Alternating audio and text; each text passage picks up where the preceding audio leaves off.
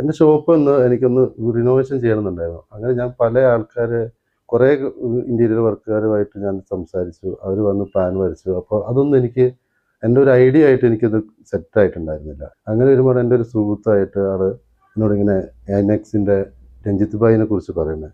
അങ്ങനെ രഞ്ജിത്ത് ഭായിയുമായിട്ട് കോൺടാക്ട് ചെയ്തു. രഞ്ജിത്ത് ഭായി വന്നു. സംസാരിച്ചു. അപ്പോൾ നമുക്കൊരു പ്ലാൻ വരച്ച് നമുക്കൊരു സ്പേസിൻ്റെ ചെറിയ പ്രശ്നം ഉണ്ടായിരുന്നു. ആ സ്പേസ് അതിൽ എങ്ങനെ ഈ കാര്യങ്ങളൊക്കെ കൊള്ളിക്കാം എന്നുള്ളത് അവർ പ്ലാൻ വരച്ച് എനിക്ക് സെറ്റാക്കി. എനിക്ക് വളരെ ഇതിൽ തന്നെ എൻ്റെ ഒരു ഐഡിയക്ക് അനുസരിച്ച് തന്നെ അവർ നല്ല വൃത്തിയായിട്ട് എനിക്ക് ചെയ്തു തന്നു.